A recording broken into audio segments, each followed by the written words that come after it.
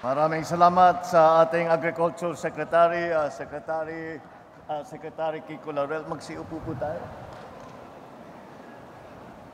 The former President and the 2nd District Representative, Representative Gloria Macapagal Arroyo. Nandito rin po, kasama din po natin ang mga iba't ibang kalihim ng iba't ibang kagawaran. Dahil po, ang aming ginagawa kapag kami may programa o may proyekto, ay lagi naming sinasama kung sino man na departamento ang makatulong. Dahil po, yung ating mga ginagawa ay malawak po ang dinadalan, malawak po, malaki po ang ginagawa. Hindi kaya ng isang departamento lamang. Dahil kaya naman ay sinasama po natin ang mga ibang departamento na basta't makatulong upang maging matagumpay ang ating mga programa at ang ating mga programa at ating mga proyekto. Ito po nga sa DSWD ay ang DSWD, ito pong Secretary Rex Gatchalian, ay nakikita nyo lang po pagka may bagyo, pagka may baha, pagka may lindol, pumutok ang bulkan, may kalamidad. Pinalitan po namin ang pagkakaunawa sa salitang kalamidad. Dahil po sa aming pananaw, yung pinagdaanan ng ating mga magsasaka at mangingisda dahil sa El Nino, sa tagtuyot na dala ng El Nino, ay kalamidad din dahil marami talagang nahirapan. Kaya't kasama po natin ang DSWD Secretary Rex Gatchalian. Ang Deputy Speaker and Pampanga 3rd District Representative Aurelio Gonzales Jr., Pampanga 1st District Representative, Representative Carmelo Lasatin, Pampanga 4th District Representative Ana York Bundok, at ang ating butihing ama ng lalawigan ng Pampanga, ang ating kaibigan, Governor Delta. Kasama din po natin ang mga iba't ibang gobernador ng Central Luzon. Dahil po itong programa po na ito ay hindi lamang dito sa Pampanga, kundi para sa buong region. Ganyan po ang aming ginagawa, by region ang aming pagdala ng ating mga tulong. Andito rin po ang Bataan Provincial Governor Jose Enrique Garcia. Nandito rin po ang Bulacan Provincial Governor, Governor Dan Fernando. Tarlac Provincial Governor Susan Yap. Our Zambales Provincial Governor ngayon, Provincial Governor Hermogenes Ebdane. At ang Vice Governor ng Zambales, Vice Governor Emmanuel Antonio Umali. At siyempre, hindi natin makumpleto ang ating pagpapakilala kung hindi natin babanggitin ang partner ngayon, ang nagiging partner ngayon ng First Lady. Hindi ko na po nakikita ang First Lady ngayon. Pagka hinahanap po, ay kasama ni Nana Baby. At meron na naman silang love for all na ginagawa, ang inyong Vice Governor, Vice Governor Nana Pineda.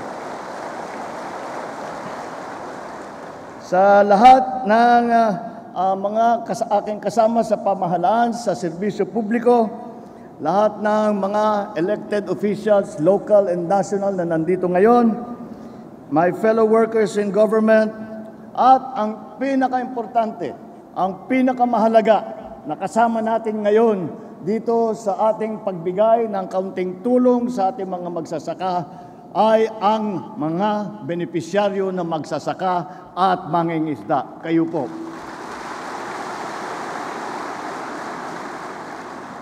Mga minamahal kong kababayan, magandang tanghali po sa inyo lahat.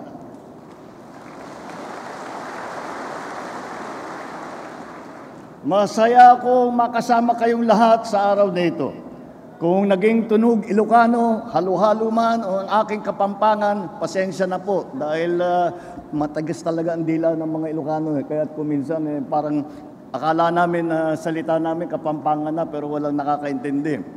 Ganun pa man, talagang masaya ako makasama kayo, lalo na ang ating mga magigiting na mga magsasaka at mangingisda. Kilalang kilala po natin na ang inyong mga pagsisikap at ang nagbibigay ng pagkain sa hapagkainan ng bawat pamilyang Pilipino.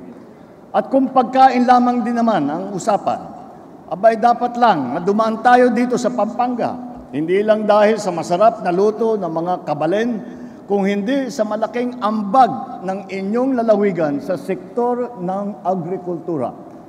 Ngunit, batid namin na naging mahirap ang mga nakaraang ilang buwan dahil sa matinding epekto ng El Nino.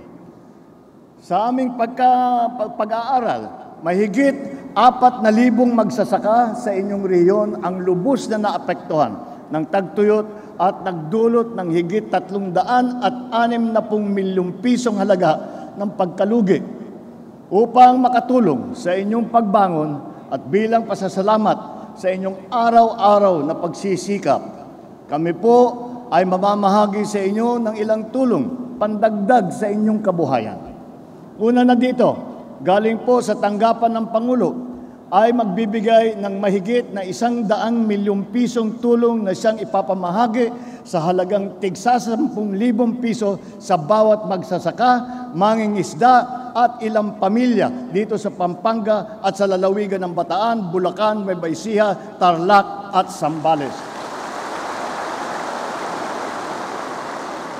Meron din po tayong ipamimigay. Office naman galing sa House Speaker Martin Romualdez, kasama din po ang ating mga congressman dito sa pagtulong sa inyo. At ang ibigay at ang dala po at ang galing po sa opisina ni Speaker Martin Romualdez ay 5 kilong bigas para sa bawat sa inyo na nakadalo ngayong araw dito sa ating programa.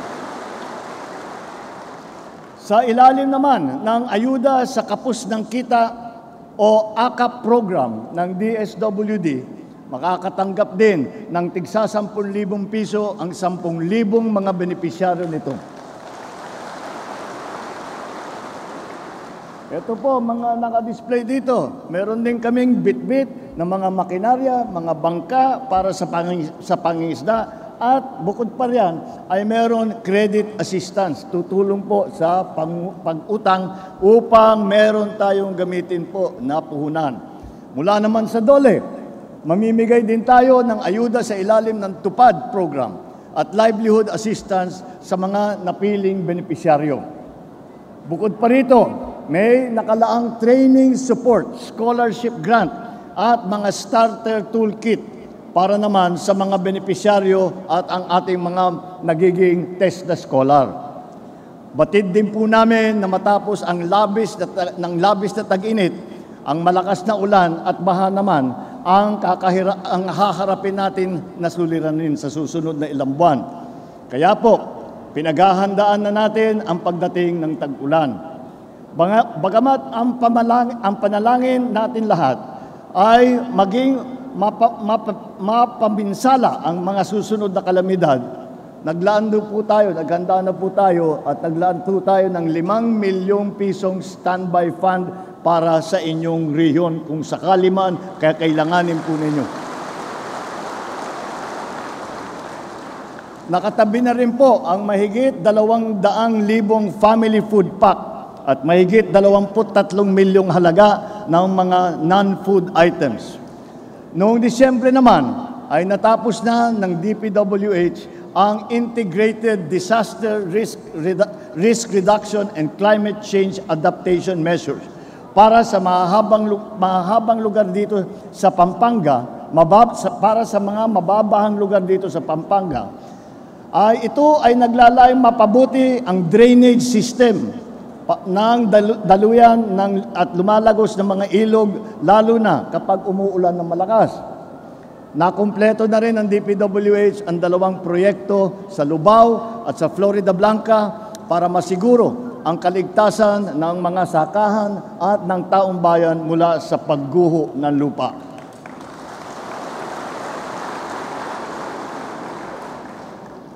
Di ba nga King Leon, King Tigre, Eko tatakot? Di lalong hindi tayo natatakot sa mga darating na mga hamon dahil magkasama po tayo at tayo'y nakahanda. Higit sa pamamahagi ng tulong, prioridad din natin ang mapalawig ang kaunlaran ng Pampanga at buong Central Luzon. Kaya po, ang lahat ng mga sangay ng pamahalaan ay tulong-tulong upang mapatupad ang mga proyekto na aagapay sa agrikultura, negosyo at hanap buhay sa inyong mga probinsya at rehiyon.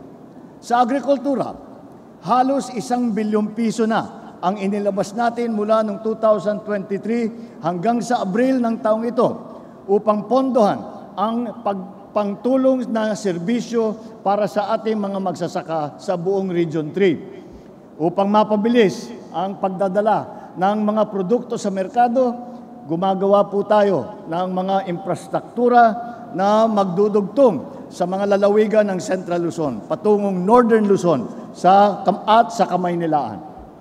Ang Central Luzon Link Expressway Phase 1 na mag-uugnay sa kalapit lugar ng Cabanatuan City at Tarlac City ay malapit na pong matapos. Samantala, nasa 73% na ang ating nagawa sa Zambales section ng Santa Cruz, mga Tarem Road na magdudugtong ng Zambales at Pangasinan. Nasa 60% na rin natapos ang Phase 2 ng North-South Commuter Railway PNR Clark na magdudugtong ng Clark sa Malolos, Bulacan. Mayroon din po tayo mga programa upang makatulong sa trabaho at hanap buhay. Mula sa DOLE, higit 60 milyong piso ang nabigay nila para sa mga livelihood program. Habang ang TESDA naman ay nakapagbigay ng higit 100 milyong piso para sa pagsasanay ng mahigit 17,000 benepisyaryo. Hindi rin nagpapuhuli ang DTI, ang Department of Trade and Industry, na halos 3 milyong piso ang naipamahagi para sa ating mga MSMEs o yung mga maliliit po na mga negosyo. Kasama din ang mga barangay at ang mga iba't ibang kooperatiba. Bukod po riyan, higit na 6.2 milyong pisong halaga ng livelihood kit ang nakalaan na para sa mga mangangailangan nito sa ilalim ng Pangkabuhayan sa Pagbangon at Ginhawa Program.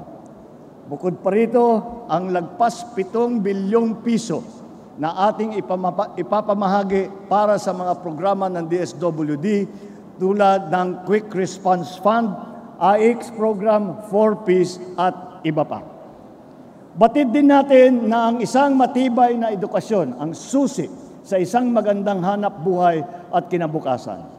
Dahil dito ay naglaan na rin tayo ng halos 4 bilyong piso para sa pagpapagawa ng mga bagong silid-aralan at higit sa 600 milyong piso naman para sa pagkukumpuni ng mga nasirang classroom. Namahagi rin ang CHED ng higit sa 400 milyong piso para sa pag-aaral at training ng higit ng 33,000 scholar dito sa Region 3. Sa lahat ng itong nabanggit ko po, nawa iisa lang ang tumimo sa inyong mga puso at isipan. Mahal at pinaghahalagahan namin kayong lahat. Alam ko rin po na labis ang inyong pagkakabahala sa mga kriminalidad at ilegal na mga gawain na sumisira sa kapayapaan ng inyong pamayanan. Nais ko pong ipaalam sa inyo na amin pong tinututukan at tinutugunan ang problemang ito.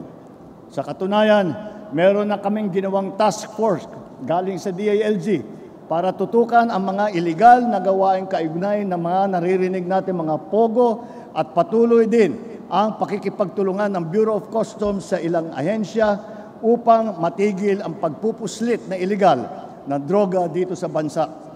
Patuloy din po ang mga hakbangin ng PIDEA upang masawata ang iligal na droga.